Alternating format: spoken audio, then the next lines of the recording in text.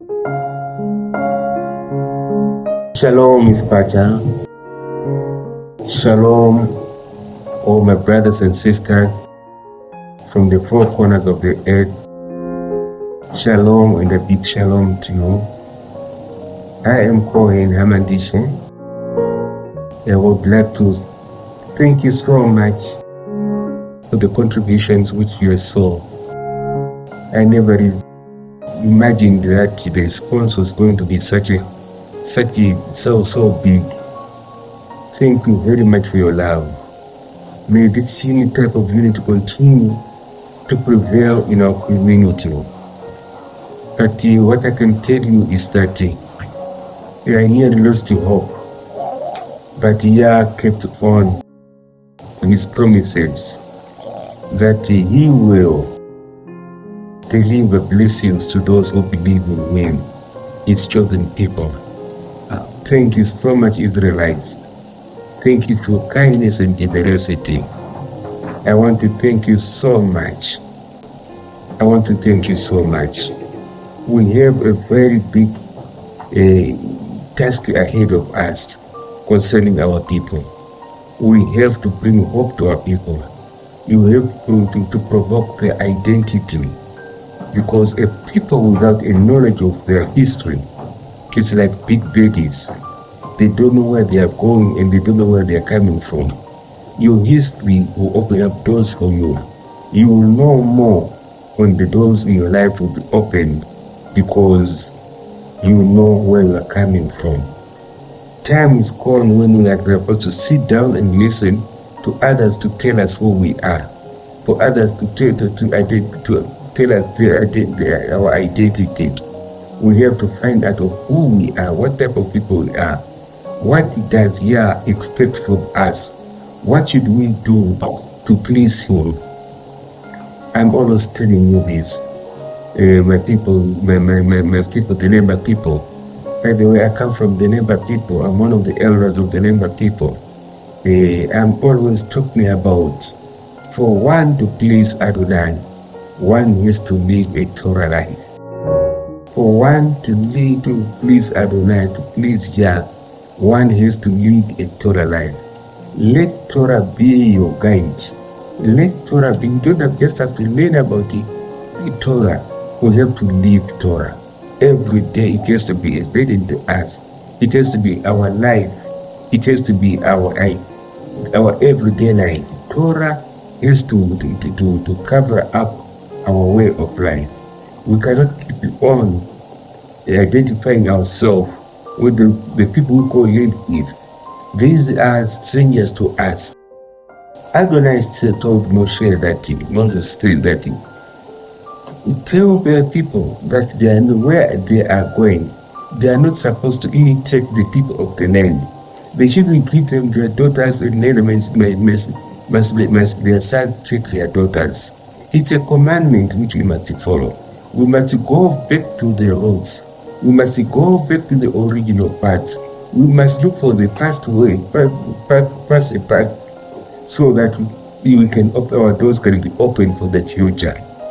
We want to thank you so much. I know that cancer is eating you, but I'm quite optimistic that this is going to come to an end, one way or the other. It's going to come to an end, whatever the case may be. I'm going to continue preaching to my people. I'm going to keep on pressing on that they must wake up to who they are. I'll keep on up my last breath. I want to stop taking needles. I want, even now, I want to start very soon. I'm going to start teaching on the connections of the labor culture vis-a-vis the Torah. Whatever we do as labor is Torah based. And the Torah is not something difficult to follow. It's very easy. It's as Yah said, that my laws are not difficult to follow. You don't have to follow the 613 laws. That's not in our system. That's not in our culture. That's not what our forefathers used to do.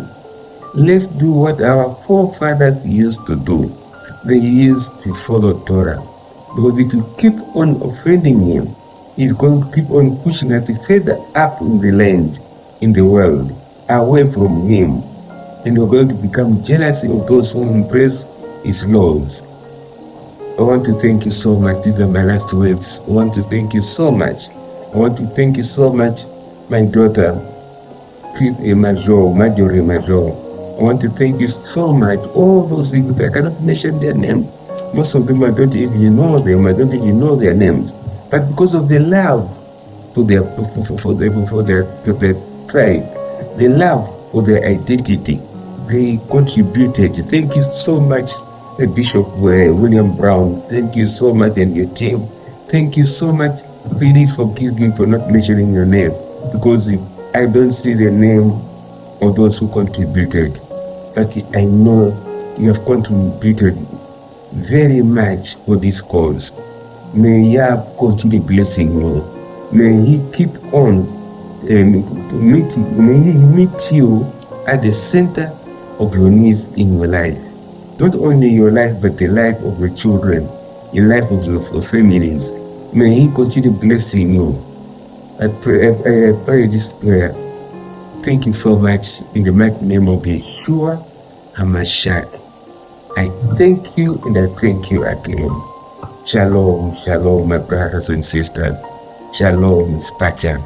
Shalom. Amen.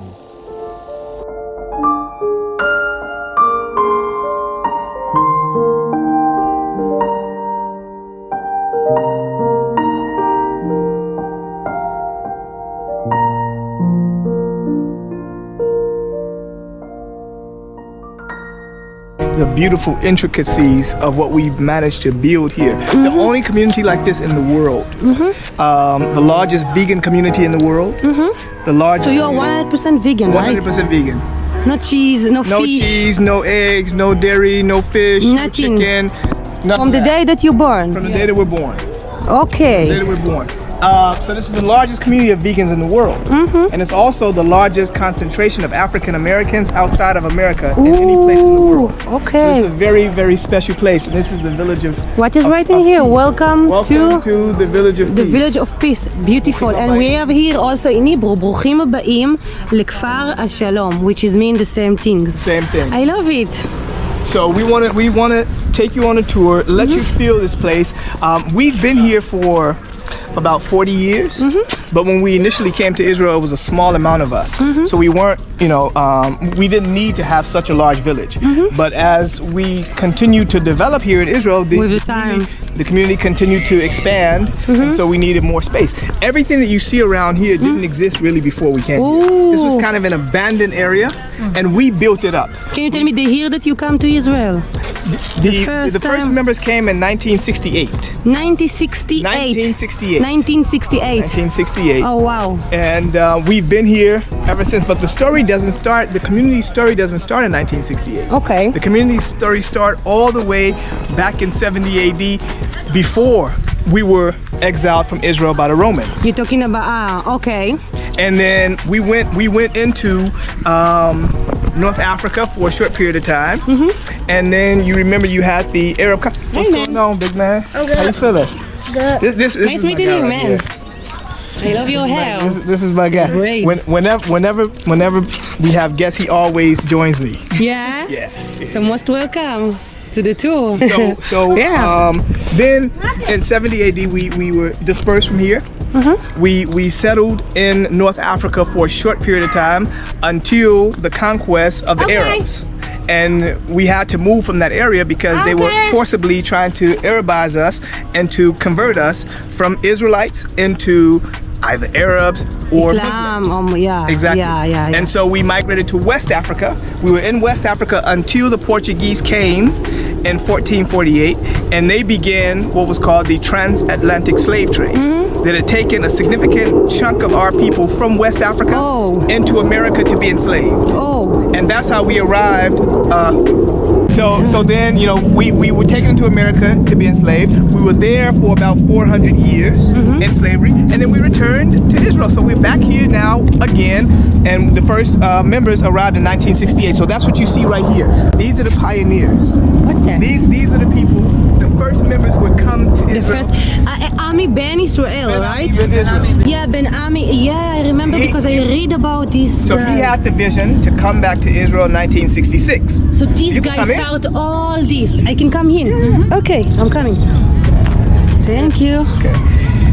So he was the visionary. This is the American guy that's been in This is the the US. the and- Israelite guy. The Israelite guy. The Israelite sorry. guy who was in America. And he get the call by the angel, right? He had the vision during the period of time that African Americans in America were really experiencing some of the greatest experiences of reawakening. And he had the vision that it was time for us to leave America and to return to our ancestral To homeland. Israel. He moved around America for a short period of time, convincing people that it was time, and anybody who felt in their hearts that it was time to leave, they joined on to him. It was a little bit of people. They left America, they went into Liberia. Okay, and I can ask you a question? Yeah, sure. Let's just move from the sun. Yeah. Give me a second. Okay, so I have a question, guys. I want you understand. People here all the time always ask me if there is black people in Israel, and I say yes. Yeah. Most of the people tell me probably they are slavers. So I am here to show you that not. But except this beautiful, unique community, we have here the Ethiopian black people here, which is the population is much more higher from, right? They're more, in Israel, there are approximately 500,000 people of African ancestry who live here. You have Ethiopians, you have African American Jews, you have asylum seekers from Sudan and Eritrea, you have Afro-Palestinians, you have Afro-Bedouins, True. and you have African American Hebrew Israelites as well. So, So who is the real Israelite? All of them? Or because I'm very confused. I'm trying to understand. When I travel, my followers tell me Israelite. They know these things. Yeah. So who is the Israelite? The Israelites are people who trace their lineage back to Abraham, Isaac, and Jacob, Okay. the 12 tribes of Israel. Okay. The 12 tribes of Israel were dispersed to different places in the world. And True. you say that there are 10 tribes who were dispersed in 721 BC by the Assyrians, and they disappeared, but they never disappeared. They have been around in so many places since the dispersion. So you have some in South America, you have some in North America, you have some in South Africa, West Africa, East Africa, Okay. North Africa. You have some I got still in you. Iraq, you have some in Iran. I All got you. over. It's like all over. All over. I got All you. over.